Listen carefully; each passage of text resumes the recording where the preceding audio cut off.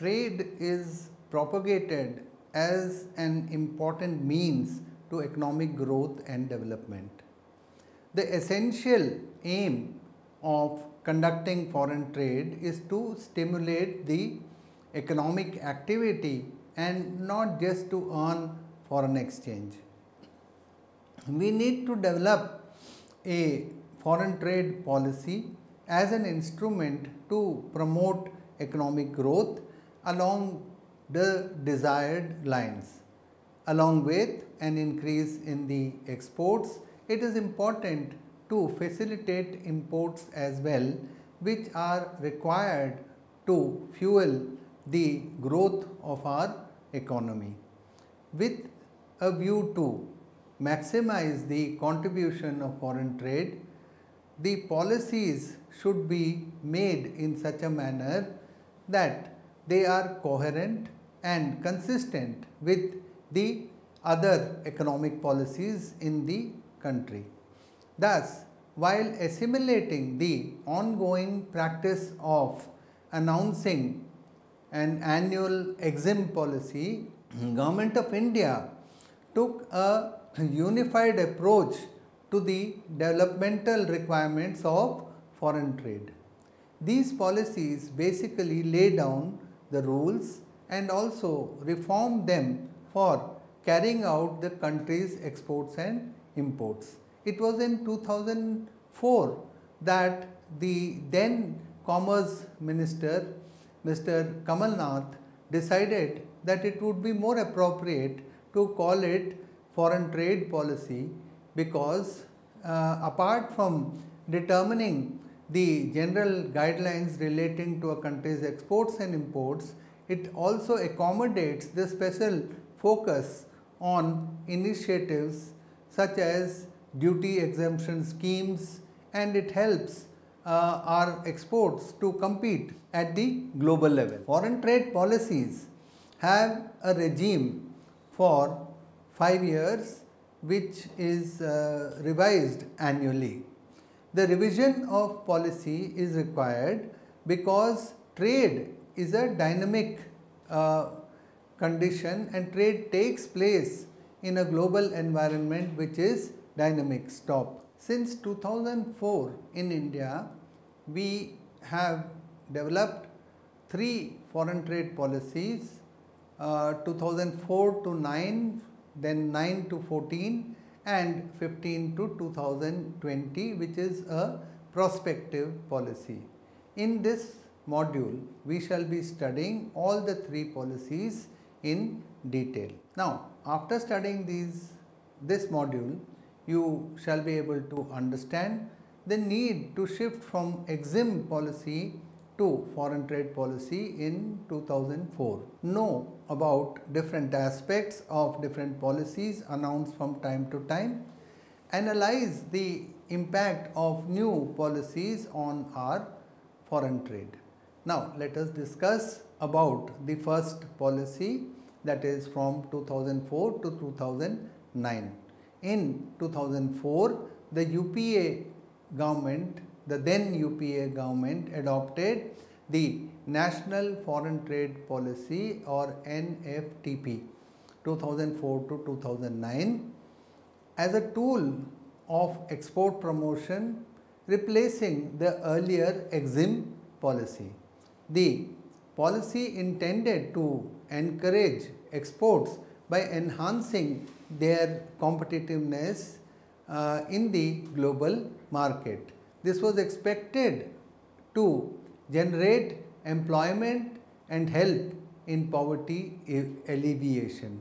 The objectives of the foreign trade policy of 2004 are the following.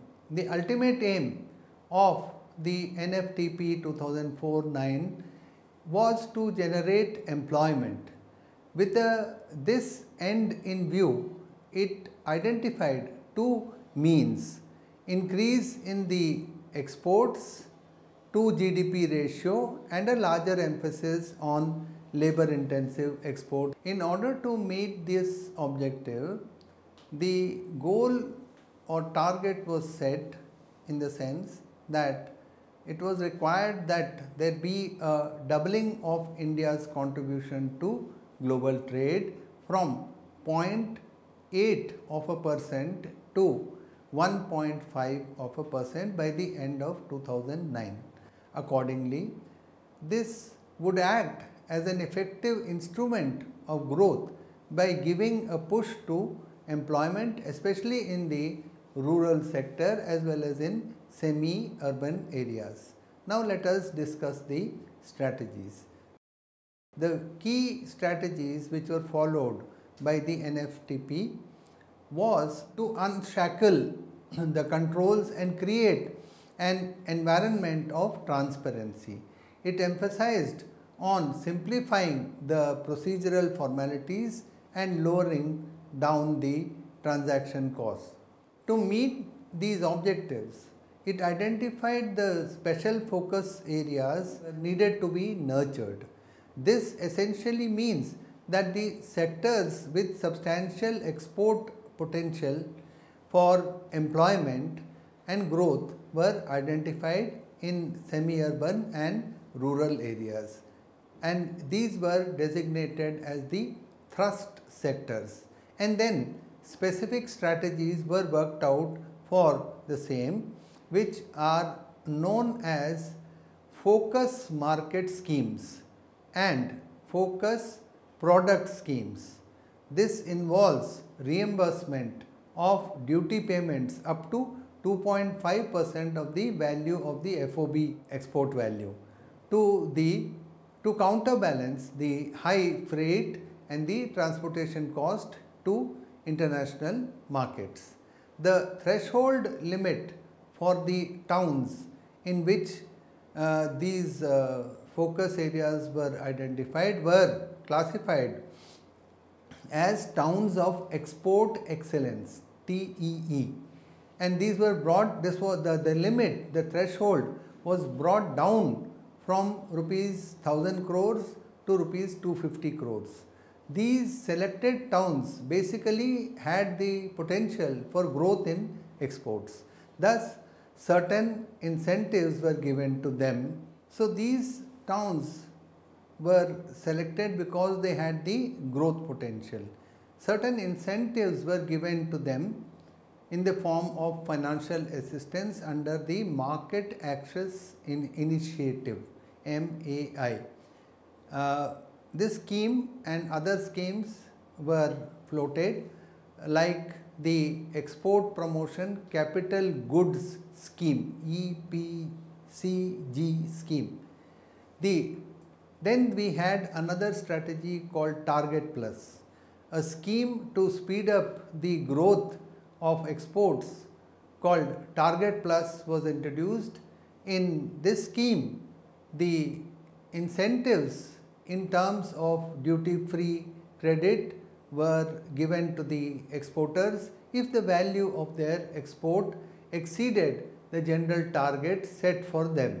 For example, if any exporter had set a target of exports of 20% more than the target, or had achieved a export of more than 20% of the target, then he would be eligible to receive a duty-free credit up to 5% of the FOB value of his incremental exports. Then we had another strategy called Vishesh Krishi Upaj Yojana. This scheme, known as the Special Agricultural Produce Scheme, was launched to boost the exports of fruits, vegetables, flowers and minor forest products. Export of these products qualified for the duty-free credit entitlement up to 5% of the FOB value of exports, and this entitlement could be utilized for the import of a variety of agricultural inputs. This means that exporters could import the inputs at a reduced rate. Then this would also help them in becoming more competitive. And then there was another scheme called Served from India scheme. This scheme was intended to create a unique and impressive brand served from India that could be recognized all over the world. The earlier schemes with the same motives were reformulated and revamped into this new scheme. Individual service providers who earn foreign exchange of at least rupees 5 lakhs were entitled and eligible for duty-free credit entitlement of 10% of the total foreign exchange earned by them. Hotels and restaurants came under this scheme and could avail of duty-free credit up to 20% and 5% respectively. They were allowed to use the entitlement for the import of food items. On the whole, the NFTP 2004-9 was able to address the issue of export promotion and through it also employment generation. As per WTO, our share of the world's merchandise trade went up from 0.83 in 2003 to 1.45 in 2008. Similarly, our share of world services rose from 2.8% in 2008 and it went up from just merely 1.4% in 2003. On the whole, during the 5-year period from 2004 to 2009, the exports experienced a robust growth process to reach the level of US dollars 1.68 billion in 2008-9, which increased from the earlier figure of just 63 billion in 2003-4. In regard to employment, there are studies which suggested that nearly 14 million jobs were created as a result of the augmented exports during the period 2004-9. However, the impact of NFTP was varied across different states and different products. While products such as grapes in Nashik and mangoes in Malda seem to have drawn substantial benefits, the spices in Orissa seem to have not benefited at all when not even one of them was included in the focused product schemes. One may argue that the formulation and implementation of the policy could not be carried out at the optimal level. Now let us consider the next policy, that is from 2009 to 14. Owing to the global financial crisis in 2009, almost all countries across the world were severely affected in different degrees. On the whole, the economic indicators like consumption, capital flows and trade had taken a hit. The IMF estimated that global trade declined by 11% in volume terms and WTO forecasted a decline of nearly about 9%. Though the adverse impact on India was not of the same magnitude as compared to the developed economies, but still it suffered on account of exports. This was mainly due to the contraction in demand in the foreign markets for Indian exports. It was indeed a Herculean task to formulate a foreign trade policy in such a grim economic situation. Thus, what was needed is that the strategy and policy instruments were to pursue a strategy that was such that it would catalyze the growth in exports. The main objectives of foreign trade policy of 2009 to 14 were the following: to arrest the reversal in the declining trend of exports, to double India's exports of goods and services by 2014, to double India's share in world merchandise by 2020, to simplify the application of procedures for availing the benefits. In general, the policy aimed at enhancing the potential to export, improving the export performance, encouraging foreign trade and earning foreign exchange. As India's exports were affected by global recession, FTP 2009-14 was of great importance. The decline in exports due to the closure of many export-oriented industries occurred, because of which in fact there was large-scale unemployment as well. The target for exports was set at 200 billion to be achieved by 2010-11, having an annual export growth of 15%. Coming back to the high growth path, and for the export growth, the target was 25% for the next 3 years, that is from 2011 up to 2014. In order to achieve these objectives, the government would follow a mix of policy measures including fiscal incentives, institutional changes and the diversification of export markets. What were the strategies in the second policy period? New markets were introduced under the Focus Market Scheme. Total of 26 markets were added, 16 in Latin America and 10 in Asia, Oceania. Incentives under the Focus Market Scheme were raised from 2.5% to 3%. New products were added under the Incentive Focus Product Scheme like engineering products, green technologies products and then electronic goods as well.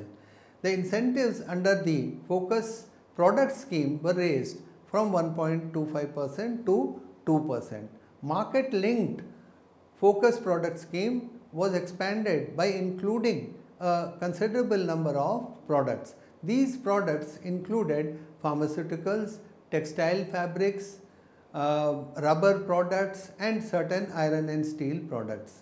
Benefits to these products were to be given if they were exported to the specifically selected 13 markets, and these are Argentina, Egypt, Kenya, Nigeria, South Africa, Tanzania, Brazil, Mexico, Ukraine, Vietnam, Cambodia, Australia and New Zealand. A common form was introduced to avail benefits under the Focus Market Scheme, and the Focus Product Scheme, Product Linked Focus Product Scheme and the Vishesh Krishi Upaj Yojana. For all of these schemes there was a common form which was introduced. Higher financial allocation for the Market Development Assistance MDA and for Market Access Initiative MAI was also provided. New areas for towns of excellence, export excellence were recognized. These included Jaipur, Srinagar, Anantnag for handicrafts, Kanpur, Devas and Ambur for leather works, and for horticultural products other areas included were Malihabad for horticultural products. A tax holiday for export units was extended. The tax holiday for export units was extended by 1 year. Duty entitlement passbook scheme was also extended by 1 year. To insulate the small and medium scale exporters, the Directorate of Trade Remedy Measures was introduced. Export obligations on import of spares parts under the Export Promotion Capital Goods Scheme had been reduced to 50% of the normal specific export obligation. It is also to be noted that the 17 textile products were included in the Focus Product Scheme, and it was taken up as a welcome step by the textile industry, but by the end of 2014 it was felt that the benefits were limited. This was because the benefits of status holder and Export Promotion Capital Goods Scheme was given only to those who did not take benefit under the technology upgradation fund scheme. But most of the textile units were covered under TUFS scheme and they were denied these benefits. This reflects the foreign trade policy, that the foreign trade policy should be examined in the light of the feedback given by the concerned export units. Undoubtedly, India took a number of measures within this whole period where there was severe global recession through interest subvention, reduction in taxes and tax holidays and so on. But the neighborhood countries have applied such measures at a much larger scale. The measures listed above are supplemented by a few more steps which are based on their feedbacks, by the feedbacks given by the specific industry associations and the Federation of Indian Export Organizations, FIEO. We know that the government cannot generate demand for exports, but it can certainly help exporters so that they can grab the orders and the opportunities by losing very little margins. Government can also emphasize upon banks to make loans and advances for the export sector. For instance, the Export Development Fund should be created with a corpus of equivalent to around 0.5% of the preceding year's exports. The post-shipment credit, which is now available up to 180 days, can be extended up to 365 days to ease off the financial crunch, especially in a period when the effects of global financial crisis are still being felt. When the growth of exports is steadily improving on a monthly basis and has shifted away from negative growth rate to a positive one, then we may conclude that the stimulus package from the Government of India and Reserve Bank's policies should be continued for some more time. Dropping these practices should be a gradual process and should be in line with the recovery process at the global level. Thus, there should be a cautious removal of these special advantages. Now, we shall discuss the third phase of foreign trade policy, that is from 2015 to 2020, which is a prospective policy. This policy was announced by the Commerce and Industry Minister on April 1st, 2015. This policy has been announced at a time when several other measures were also undertaken by the present government, such as Make in India and Digital India. The policy puts a great focus on improving the ease of doing business in India, with an emphasis on both manufacturing as well as the service sector. The policy describes the strategies related to the products and markets needed to promote trade, develop infrastructure and enhance the overall system of trade. It also helps to enable India to counter the external challenges and keep up the pace in line with the global trading architecture. The target is to double India's share in the world trade by 2020 by rationalizing the provisions given for imports and exports and also by creating a mechanism to resolve the complaints and disputes related to the trade, foreign trade. The highlights of this foreign trade policy 2015 to 20. Two new schemes have been introduced for merchandise and for the service sector. Merchandise Export from India scheme, MEIS. This is designed for the export of specific goods to specific markets. It subsumes the existing schemes, Focus Market Scheme, Market Linked Focus Product Scheme and Focus Market Scheme.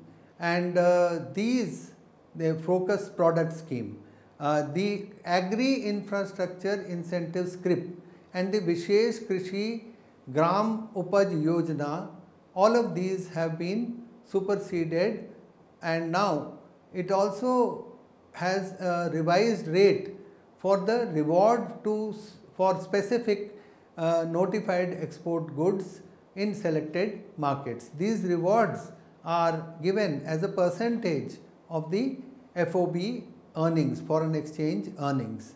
The Services Export from India scheme, SEIS, this scheme was available to the service providers who are located in India as against the existing scheme of Serve from India, which gives benefits to Indian service providers. So, this is a subtle shift in the policy. In both the schemes, the duty credit scripts can be used for payment of customs and excise duty as well as service tax.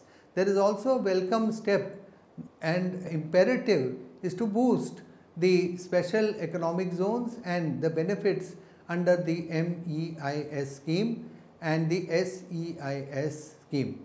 These have been extended to units located in the special economic zones. In addition, there is a change in the status holder also.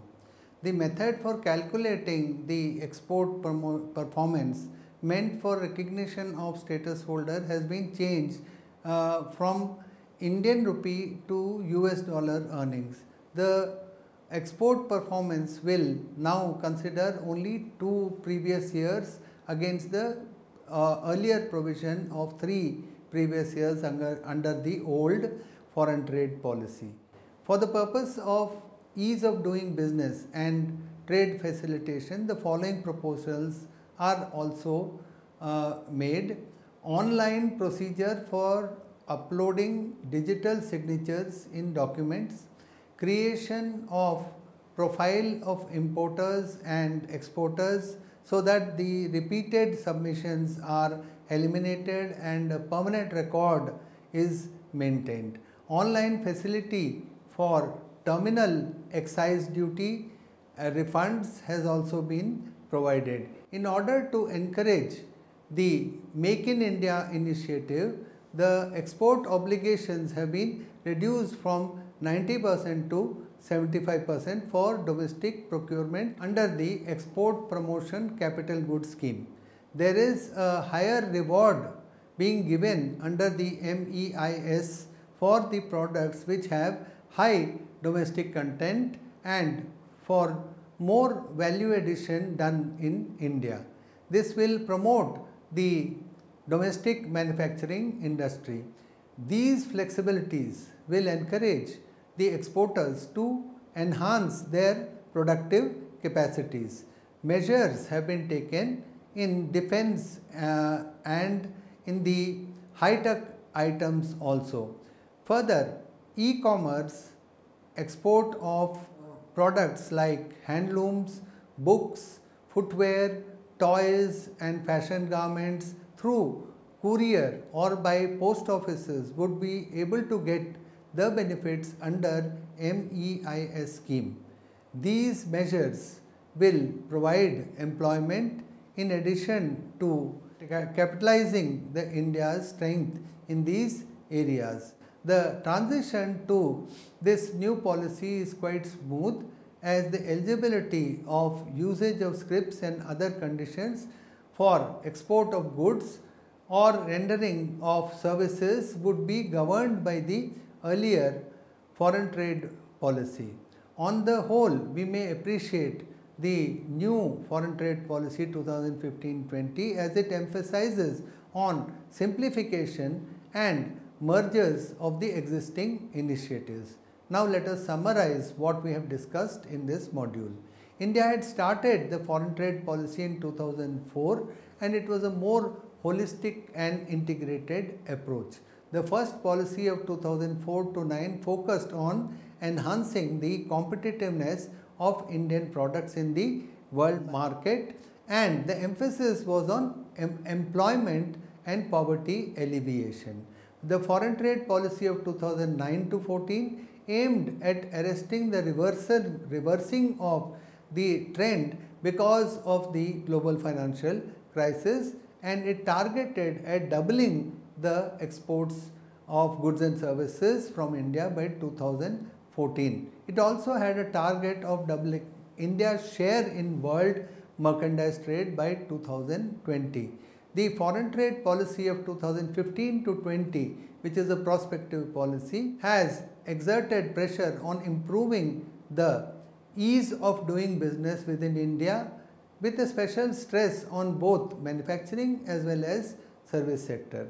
The impact of these policies can be seen on the resilient growth of our foreign trade. Hence, one may conclude that the measures could be in pace with global recovery.